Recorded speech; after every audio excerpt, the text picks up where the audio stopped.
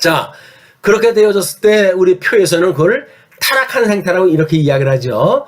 그 타락하게 됐을 때 계시관에 대한 의미입니다. 계시관. 우리가 하나님이 하나님의 영광을 계시하셨는데 우리가 타락되어졌다고 한다면 계시관이 이미 어두워서 보이질 않아요. 하나님이 보여줬던 성경이 보이질 않아요.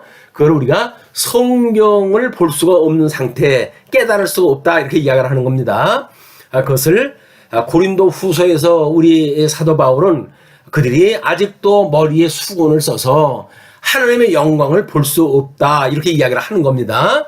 다음 이제 우리 24절로 25절 이것이 여기서 이야기했던 것대로 인간의 정욕대로 더러움에 버려서 몸을 욕되게 하신 것이다 이렇게 이야기를 해요. 이거는 예배관이라고 이렇게 우리가 큰 덩어리로 확인할 수가 있는 겁니다.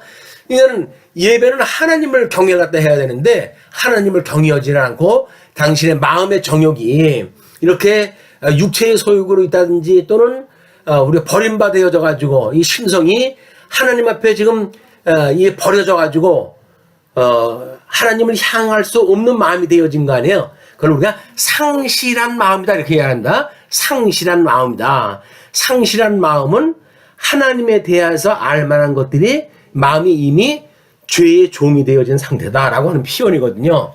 그래서 마음의 정욕에 따라 살아갈 수밖에 없는 것이다. 그리고 그 이후에 우리 27절까지 이야기가 뭐예요? 우리 인간의 욕심대로 부끄러움에 버려가지고 몸을 영리로 쓰는 것이다 이렇게 이야기를 했어요. 그것이 곧 윤리관의 모든 이야기에 윤리관에 대한 이야기. 지금 이 문화관에 대한 이야기에 문화관. 그 문화관이라고 하는 그 이야기를 부끄러움에 우리를 내어버려뒀기 때문에 그런 거거든요. 이 부끄러움에 내어버려가지고 몸을 영리로 쓴다. 그 이야기는 뭐예요? 요즘 뭐 동성애 문제라든지 그것이 지금 뭐 아주 상당한 지금 이슈로 떠오르고 있고, 심지어 교계까지도 이제 그 문제 때문에 결국 뭐 이러고 저러고 해가지고 신학적인 논쟁이 많은데, 그 한마디로 영리로 쓴다고 하는 그 이야기는 뭡니까? 우리가 부끄러움에 내어버려 두어진 상태에서 나타나는 현상이라는 거예요. 그럼 죄라고 하는 것은 맞지요. 죄라고 하는 것을 부정하면 안 돼요. 우리는 그렇다고 해서 동성애자를 저주하거나 그렇지는 않습니다. 왜? 하나님께서 그들을 그런 부끄러운 마음에 내어버려 둬가지고 그렇게 했을 때 불쌍하잖아요. 그냥 우리는 그걸 불쌍한 마음을 가지고 하나님의 복음을 증거하는 일이 우리들의 사명이지 그걸 저주하는 것이 옳은 이야기가 아니다. 그냥은 동성애가 옳으냐 그르냐라고 접근하는 일은 이렇게 세상 윤리적으로 접근하기 때문에 그러는 겁니다. 우리는 세상 윤리적으로 접근할 것이 아니라 철저하게 하나님의 계시적인 의미가 무엇인지를 통해서 확인하다 해야 된다. 그 다음에 28절 보시게 되면 인간의 상실한 마음대로 버려서 합당치 못한 일을 하게 하셨다 이렇게 이야기를 하죠. 그것이 윤리관이라고 이야기를 했어요. 하나님을 상실한 사람들이 행하는 행위들이에요. 그것이 여기서 구체적으로 이야기를 하게 되면 불의, 추악, 탐욕, 악의, 시기, 살인, 분쟁, 사기, 악독, 수군수군, 비방, 하나님을 미워함과 능욕, 교만, 자랑, 악을 도모함, 부모를 거역함과 우매, 배약, 무정, 무자비 이런 것들이 전부 합당치 못할 일을 하나님이 하게 하셨기 때문에 저주받은 인생들이 하고 있는 거예요. 이런 상대적인 의미를 우리가 잘 깨달아야 우리가 이제 나중에 이 뒤에서 나오지만 어떻게 성령의 소욕과 육체의 소욕에 따라 살아가는 삶이 다른가에 대한 것을 확인하게 되어집니다. 자, 시편 4절은 이렇게 이야기를 했어요. 악인은 그의 교만한 얼굴을 말하기를 여호와께서 이를 감찰하지 아니하신다 하며 그의 모든 사상에 하나님이 없다 하나이다. 그럴 수밖에 없죠. 내어 쫓겼으니까. 내어 쫓겨가지고 하나님이 보일 수 없는 이 사망 권세, 어둠의 권세, 사단의 권세 속에다 그들을 집어넣기 때문에 하나님을 그들이 볼 수가 없는 거예요. 예수 믿지 않은 사람들은 하나님을 믿을 수가 없어요. 보이지 않는 하나님을 어떻게 믿습니까? 그런 그 일들을 우리가 보시고 불쌍히 여기시고 복음을 증거하는 그런 그 이유를 우리가 분명하게 확인할 필요가 있습니다. 이것은 우리 에덴 동산에서 우리 선과 악을 알게는 가일나무 열매를 따먹지 말라고 했을 때 보았던 상태거든요. 먹음직스럽고 보암직스럽고 지혜롭게 할 만큼 탐스러웠다. 이거 미혹하는 일들이에요. 이것이 예수님이 오셨을 때도 마찬가지입니다. 예수님을 시험을 갖다 했을 적에도 떡을 이게 돌멩이 돌덩어리를 떡으로 만들어 먹어라. 또는 성전에서 뛰어내려라. 또는 나에게 절을 해라. 라고 하는 세 가지의 이 일로 이걸 시험을 갖다 하거든요. 주님의 몸된 교회 성도들이 살아갈 때 마찬가지입니다. 육신의 적격과 안목의 정욕과 이생의 자랑을 일삼고 살아가는 일이 육체적인 소욕에 의해서 살아가는 삶이기 때문에 이걸 경계해야 될 이유가 있는 겁니다. 자, 우리는 창조되어진 사람은 상대적이라고 그렇게 이야기를 했어요. 우리 상대적이라고 하는 그 이야기는 하나님만이 절대자이십니다. 그 절대자 안에 하나님이 이게 선하다고 하는 그런 것도 이게 절대적인 하나님의 이성적 기능이에요. 악이라고 하는 이것도 싫어하시는 이 악의 기능도 하나님의 절대적인 기능이거든요. 그런데 타락되어진 사람들은 이 악의 영역 속에다가 상대적인 선악의 개념을 자기네들 좋은 대로 기준을 만들어가지고 이렇게 이야기를 하는 거예요. 그래서 이들은 하나님이 싫어하시는 것을 주관을 갖다 하시는데 사단을 통해서 이걸 주관하시거든요. 그러니까는 비참한 상태에 이들이 있는 것이 이 상태에 사는 것이고 이걸 구분해 가지고 어떤 것이 그래도 우리가 살아야 되는 것이냐라고 하는 것이 해 아래의 세속적인 윤리라고 하는 것을 우리가 자세히 좀 들어봤으면 좋겠어요. 로마서 1장 28절부터 그거는 아까 읽었던 그 내용입니다. 자, 그러면 다시 한번 이제 제1문에 대한 이야기예요. 사나 죽으나 당신의 유일한 위안은 무엇입니까? 그 이야기는 우리가 지금 예수님을 믿고 살고 있으나 또 예수님을 믿고 있으나 우리가 수명이 다 죽을 수가 있잖아요. 그냥 생사를 막론하고 당신의 유일한 위안이 무엇입니까? 라고 하는 이야기거든요. 그러니까 우리 예수님으로 말미암아 가지고 이 세례를 받았다고 이야기를 하죠. 우리는 교회에 처음 들어와가지고 하는 일이 뭐냐면 이제 표준 교리에 대한 간단한 공부를 하게 되면 세례를 먼저 주셔요. 근데 세례를 받았다 하는 세례의 의미가 뭐냐? 그것이 예수님과 함께 죽고 예수님과 함께 다시 살았다고 하는 뜻이거든요. 그래서 설명하는 거예요. 자, 주께서 보배로운 피로 나의 모든 죄값을 치러주셨고 마귀의 권세로부터 나를 자유케 하셨습니다. 이게 우리 구원해 주셨다는 이야기예요. 그 이야기는 또한 하늘에 계신 아버지의 뜻이 아니고는 나의 머리털 하나도 상하지 않듯이 주는 나를 지켜주십니다. 이렇게 이야기를 하는 거예요. 또 이 모든 것이 합력하여 나의 구원을 이루고 또 내가 주의 것이기에 주께서 왜 내가 주의 것이에요? 주님이 피값으로 날 사셨기 때문에 그러는 겁니다. 내가 주의 것이기에 주께서 성령으로 말미암아 영원한 생명을 보증하시고 나의 온몸을 다하여 기꺼이 주를 위하여 살게 하십니다. 이것이 나의 유일한 위안입니다. 라고 하는 유일한 위안에 대한 정의였어요. 이거는 나중에 두 번째 문장에서 자세히 살펴볼 이유가 있는 겁니다. 여기에 이제 타락되어졌던 그 인간의 비참한 상태, 이것이 아까 설명되어졌던 그 이야기예요.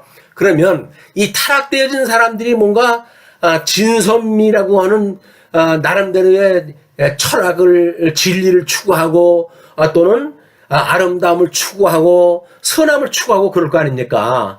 이거 상대적인 거라고 이야기를 했어요. 그걸로 해서 종교, 무속 종교의 이야기 됩니다. 우리 기독교에서도 우리가 믿고 있는 이 개혁교에서 믿는 그 기독교가 아닌 것은 다 종교예요, 종교. 그래서 이 일반적인 종교는 무당 종교와 다를 바가 없습니다. 이것은 하늘과 땅 사이에 이런 제사장이 있어가지고 중재한다라고 하는 일이거든요. 거기에서 이제 종교라고 하는 것이 파생되어진 거예요. 그리고 철학, 이 철학은 밝을 철자네요. 그러면 이 사람들이 밝은 철학을 갖다 한다고 그러는데 진리를 추구한다고 그러잖아요. 그 진리를 추구하는 것이 허망되고 우준한 미련한 마음을 가지고 있는 사람들이 철학을 갖다 한다는 것이 얼마나 우리들이 봤을 적에는 우습겠어요. 그러나 세상에 하나님을 모르는 사람들은 모든 걸 철학이 제일 위에다 두게 되어집니다. 다음에 이게 우리 마음, 의지의 문제가 상실한 마음이라고 했잖아요. 이 상실한 마음은 하나님으로부터 상실되어졌기 때문에 이 비참한 마음을 버릴 수가 없는 거예요.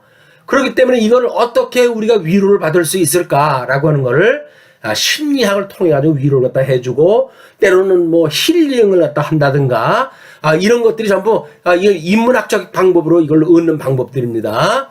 다음에 우리들의 이제 이 감성 상태 이것이 예술 부분이에요. 어떻게 우리가 미를 추구하는가에 대한 문제인데 부끄러운 욕심에 빠져져 있는데 그걸 아름다운 미를 추구한다고 하는 것이 결국 뭐겠어요? 이것이 결국은 요즘 현금 전위예술이라고 하는 걸로 소개가 되잖아요. 그 전위예술을 하는 거에 진면목을 보게 되면 아주 인간의 최저의 근본적인 그런 모습들, 이 비참한 모습들, 그걸 그대로 드러내는 것이 전위예술이에요. 그래서 뭐 벌게 벗고 뭐 쓰레기통 같은 데를 딩 부르고 이런 걸 뭐 이제 그리면서 그거를 또는 그 연출을 또 하면서 전위예술이라고 그러거든요. 그리고 뭐 요즘 영화라든지 연구에서 나타나는 모든 것들은 마찬가지입니다. 왜 사람들이 처음에는 그나마도 어떻게 저런 모습들을 보여주지? 라고 했던 것들이 이렇게 만천하에 떳떳하게 드러내는가? 이것이 말세적 현상인 거예요. 말세적 현상들이 결국은 전위예술이라고 하는 그런 걸로 해가지고 뭐 전쟁서부터 뭐 이런 인간의 잔혹사라든가 뭐 이런 것들이 그대로 좀 보여주고 있는 것이다. 요즘 뭐 우리 그 오징어 게임이라고 하는 것이 아주 세계적으로 유명하지 않습니까? 그게 바로 비참한 인간들의 모습이에요. 이걸 그 사람들이 지금 복음적인 의미로 지금 그 사람들은 세상을 살아가면서 거기서 1등하는 사람이 있으니까 그런 걸 이야기를 하지만 우리가 복음적인 의미로 보게 되면 이 비참한 상태를 우리가 보고 있는 거다. 자, 우리 소요리 문답 21번입니다. 하나님께서 선택하신 자들의 유일한 구속주는 주 예수 그리스도이시며 그는 하나님의 영원한 아들로서 사람이 되어 전에도 그러하셨고 앞으로도 영원히 하나님과 사람으로서 구별된 두 성품으로서 한 격의를 가지신 분이다. 그래서 인격과 신격을 가지고 계신 분이라고 그랬어요. 네, 그걸 우리가 성자 하나님의 그 품이라고 이렇게 이야기를 하는 겁니다. 이렇게 이제 보시고 그러면 그런 하나님의 은혜를 따라서 구속받은 사람들이 어떻게 살아간단 말입니까? 라고 하는 것이 여기서 나타나는 사항들이 이게 설명되어진 거예요. 요거는 나중에 구원이라고 하는 그런 맥락에서 좀 정확하게 이야기를 하기로 하고 두 마음을 가지고 있는 성도들은 이제 어떻게 되는지 두째 부분을 보시죠. 이러한 기쁜 위안 속에서 살고 죽기 위하여 당신이 알아야 할 것은 무엇입니까? 그게 당연하고 생각을 하잖아요. 근데 그렇지는 않은 거예요. 그러니까 세 가지가 있습니다. 첫째, 나의 죄와 그 비참이 얼마나 심각하며, 둘째, 어떻게 그 죄와 비참에서 벗어나며, 셋째, 어떻게 구원을 주시는 하나님께 감사를 드릴 것인가 하는 일입니다. 이것이 우리 이런 PDCA 뭐 이런 그 사이클처럼 우리 인생사의 구원사에서 끊임없이 반복되어지는 일들이에요. 그래서 우리가 육신의 소욕에 빠져져 있을 때 하나님 말씀이 기억나지 않고 육신의 소욕대로 살아가고 있을 때 우리의 심령적인 상태거든요. 그거를 갈라디아서에서 육신의 소욕의 상태를 이렇게 이야기를 합니다. 육체의 이런 현저하니 곧 음행과 더러운 것과 호색과 우상 숭배와 술수와 원수를 맺는 것과 분쟁과 시기와 분냄과 당짓는 것과 불리함과 이단과 투기와 술취함과 방탕함과 또 그와 같은 것들이라. 우리 아까 로마서에서 살펴봤던 것도 같죠. 이렇게 되어진 상태이기 때문에 우리가 주님 앞에 끊임없이 이런 상태, 이거 매우 슬프고 끔찍한 상태, 더할 수 없이 슬프고 끔찍한 상태, 이것이 비참한 상태니까 말하는 첫째, 나의 죄와 그 비참이 얼마나 심각한지 이걸 끊임없이 생각을 해야 돼요. 그래서 우리가 예수님을 믿는 성도들은 우리가 끊임없이 이런 그 갈등이 생기게 되어집니다. 네, 그럴 때마다 하나님 앞에 일용할 양식을 구해야 돼요. 그 일용할 양식은 우리의 하나님의 말씀인데, 그래서 요한복음 7장 17절에 이야기했듯이 사람이 하나님의 뜻을 행하려 하면 이 교훈이 하나님께서 왔는지 내가 스스로 말함인지 알리라 라고 하잖아요. 그러니까 하나님의 뜻을 따라서 우리가 살아가는 것이 성도들이기 때문에 그거를 일용할 양식으로 매일 구해야 되는 거예요. 주님께서 우리한테 기도를 가르쳐 주셨죠. 일용할 양식을 주시었고, 그리고 우리 이제 마가복음에서 귀신 들릴 자를 내쫓는 그런 장면에서 예수님께서 이렇게 이야기합니다.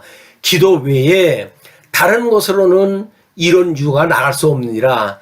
마귀가 들어와 가지고 그렇게 지금 넘어지고 부닥치고 이런 그 화를 있게 하니까 거기서는 기도 외에는 이런 유가 나갈 수가 없다는 거야. 끊임없이 우리 하나님의 말씀을 공부하고 하나님을 뜻을 위해 가지고 쉬지 않고 기도하는 일입니다. 쉬지 않고 기도했을 때 우리는 성령의 열매를 맺게 되어지는 거예요. 오직 성령의 열매는 사랑과 희락과 화평과 오래 참음과 자비와 양성과 충성과 온유와 절제니 이 같은 것을 금지할 법이 없다. 모든 율법이 이걸로 되어져 있기 때문에 이걸 벗어날 수가 없다, 그 얘기예요. 자, 이렇게 이야기를 하게 되면 우리가 이제 어떤 사이클을 통해 가지고 되어지는지, 요거는 구원받은 성도가 작은 세계관을 가지고 끊임없이 이걸 우리가 반복되어지는 일들입니다. 그래서 아침에 일찍이 일어나서부터 저녁에 잠자리에 들었을 때까지 반복적으로 일어나는 사건이기 때문에 우리가 이런 마음을 가졌으면 좋겠어요. 고린도전서 6장 19절, 너희 몸은 너희가 하나님께로부터 받은 바 너희 가운데 계신 성령의 전인 줄을 알지 못하느냐. 너희는 너희 자신의 것이 아니라 값으로 산 것이 되었으니 그런즉 너희 몸으로 하나님께 영광을 돌리라. 이렇게 이야기를 합니다. 자, 그러면 우리 이제 하이델베르크에 대한 죄와 비참에 대해서 가르친다고 이야기를 했고, 두 번째 부분이 이제 12문서부터 85문까지가 죄와 비참에 대해서 가르친다고 이야기를 했고, 그 다음에 두 번째 부분이 우리가 어떻게 구원받은 이 비참함부터 구원받는가에 대한 이야기라고 이야기를 했어요. 세 번째 마지막 부분이 구원받은 우리들이 하나님께 감사하는 방법을 이야기를 하는데, 그 방법이 기도, 우리 앞에서도 이야기를 했지만 기도와 그 다음에 십계명에 대한 그런 것, 하나님이 좋아하시는 뜻이 뭔가를 배우는 일과, 그리고 하나님께서 우리가 주기도문을 주셨기 때문에 이 기도를 끊임없이 할 수 있는 기도를 우리가 하는 것이 중요하다. 자, 로마서 4장 6절에 일한 것이 없이 하나님께 의로 여기심을 받는 사람의 복에 대하여 다윗이 말한 바 불법이 사함을 받고 죄가 가리어 짐을 받는 사람들은 복이 있고 주께서 그 죄를 인정하지 아니하실 사람은 복이 있도다 한 것 같다. 그래서 이 복이라고 하는 그 이야기는 신령한 복을 이야기를 하지 일반적인 복을 이야기를 하는 거 아니에요. 예수 믿으면 복 받아요 라고 하는 그 복은 신령한 복을 이야기를 하는 겁니다. 그것이 뭐 인생살이 하면서 고통이 없다든지 이런 거는 아니니까 이 기독교를 오해하기 쉬운 것이 바로 그런 그 부분입니다. 자, 우리 하나님의 섭리 중에 절대 악속의 사단을 통해 가지고 지금 역사를 하신다고 그러지 않았어요. 그것이 사단의 권세를 갖다 주셨고 또 타락인의 욕심을 통해서 아담의 실체적인 미혹을 통해 가지고 선민국가의 육적 시험을 통해 가지고 예수 그리스도의 시험을 통해 가지고 성도의 영적 시험을 통해 가지고 이걸 하신다라고 하는 걸 앞부분에서 설명을 다 한 부분들입니다. 이런 복음적인 원리를 알게 되어지게 되면 세례를 받은 성도는 영적 생명은 끊임없이 사적생의 원리, 예수님이 죽으심으로 내가 살아났다고 하는 복음의 원리를 깨닫고 다른 사람에 대해서도 이렇게 우리가 살아가는 일이죠. 신령한 부에도 마찬가지입니다. 연죽보라고 해가지고 이게 버릴 연자에 보샐 보자거든요. 주님의 몸된 교회에서는 끊임없이 유효한 자가 일부를 버림으로 해서 부족한 자가 그거를 취해가지고 우리가 평화를 이 형평을 이루는 일들이에요. 그지? 부유한 자가 아니면 할 수 없는 일들입니다. 그 다음에 통치 언약에 대한 것도 마찬가지죠. 어린 양 권세라고 그래 봉즉치, 섬김으로 해가지고 다신다는 이야기거든요. 우리 하나님의 아들이신데도 불구하고 이 땅에 어린 양으로 오셔가지고 우리를 위해서 제물로 돌아가신 그 예수님을 끊임없이 배우는 것이 이 복음의 원리이기 때문에 이 복음적인 원리를 가지고 우리가 신앙생활에 해갈 필요가 있습니다. 자, 마지막으로 이제 우리 전도서의 12장 13절입니다. 일의 결국을 다 들었으니 하나님을 경외하고 또 그들의 그 명령들을 지킬지어다. 이것이 모든 사람의 본분이니라. 하나님은 모든 행위와 모든 은밀한 일을 선악간에 심판하시리라. 그 유명한 지혜자 솔로몬이 전도서를 쓰면서 제일 마지막 부분에 결론적으로 했던 이야기입니다. 이렇게 하나님을 궁구하고 인생사를 궁구하다가 보니까 결국은 하나님을 경외하는 일이 이것이 우리들의 본분이다, 이걸 깨달았다는 거지요. 이 깨달은 모든 성도님들한테 이제 하나님의 우리 축도로 마치도록 하겠습니다. 주 예수 그리스도의 은혜와 하나님의 사랑과 성령의 교통하심이 이 강론을 듣고 복음을 깨닫고 우리의 비참함으로부터 구원을 받았던 은혜를 누리는 온 성도들이 어떻게 하나님을 경외하고 살아갈지 고민하게 되어지고 더욱 소망을 갖게 되어지고 기도하게 되어지는 모든 자들 위해 지금으로부터 영원까지 함께 계실지어다. 아멘.